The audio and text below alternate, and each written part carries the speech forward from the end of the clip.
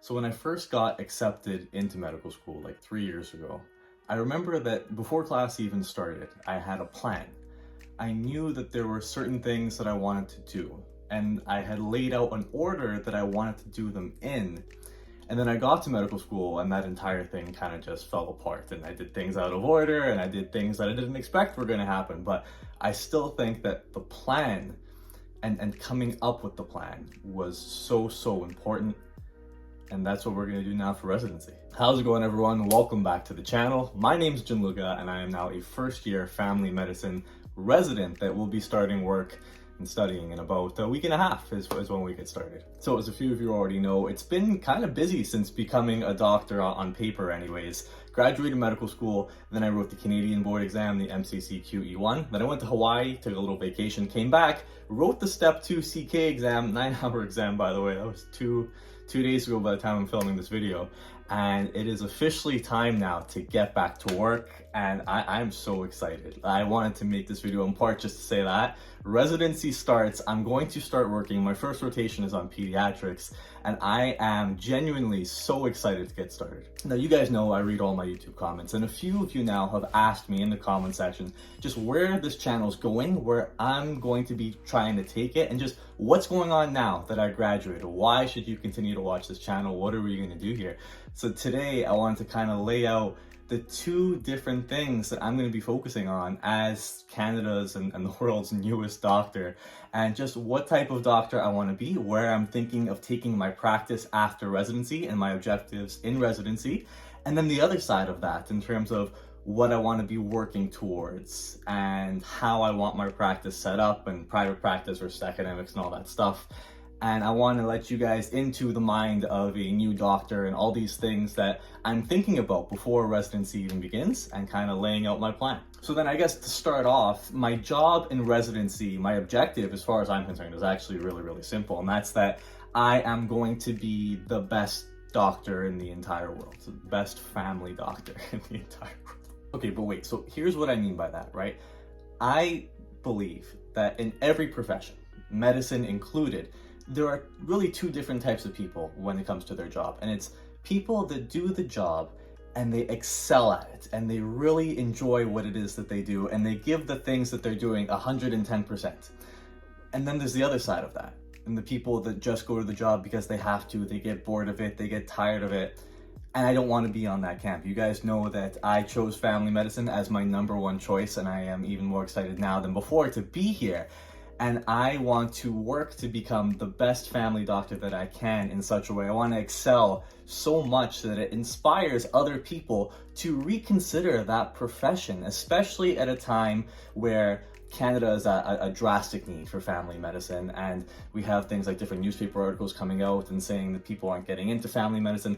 And I'm hoping that I'll be able to do my part and maybe show people just how amazing family medicine can be, in part by my success at it, and that's what we're working towards. So as far as residency goes, you know, some people say that medical school is the hard part and you gotta do all this work to get through medical school and then you can start to take it a little bit easier after, but I don't look at it that way at all. And when I do start working now, I want to be as involved in every rotation as I possibly can, learn whatever I can from all the different specialists that I'm working with, and then just do as much as I can to go above and beyond what's expected of me, because these 2 years are going to be really just the building blocks of the rest of my career. And I think that the more that I get to learn in residency, the more that I'll be able to take and apply when I'm working by myself and with partners and so on and so forth.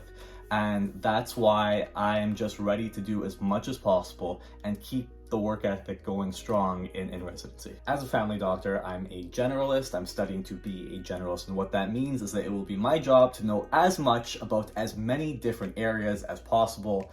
And I want to know the names of every single one of my patients. I don't care if there's 1,200 patients in the practice. I want to know the name of every single person.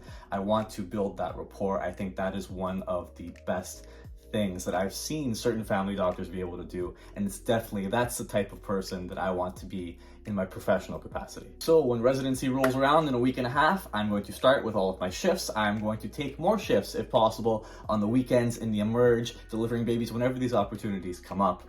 I'm not gonna help. I want to help out with McMaster and continue my role in a educational and a continuing medical education standpoint. I already helped out. I was an examiner at an OSCE for the first time, which was really, really cool. And I'm hoping that I get to stay involved with the medical school and teaching the next generation of medical students, because it's something that I find really rewarding. And then branching off of that, YouTube's gonna keep going. I don't know how we're gonna fit it all in, but I enjoy doing this too much. And there's going to be med student videos that come out. There's going to be videos on students applying to get into medical school. We're going to do the vlogs. We're going to do me just talking like this and giving you guys a little bit of life advice, I guess, whatever I've learned and want to share with other people. So that's all going to keep going.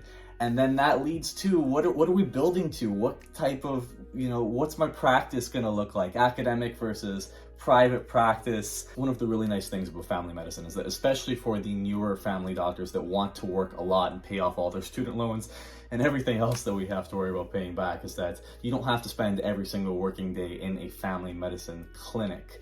You could do things like low risk obstetrics and delivering babies. You could do things like surgical assist and sports medicine and rural emerge and picking up some shifts in the emergency department, depending on where you're willing to drive and go to work. So that is definitely something that I could see myself doing, especially in the beginning, I think straight out of residency. I've known for a while now, just in working with different preceptors, that I would love to have my own practice. I have been looking in the area that I'm working, so that's St. Catharines in the Niagara Falls region.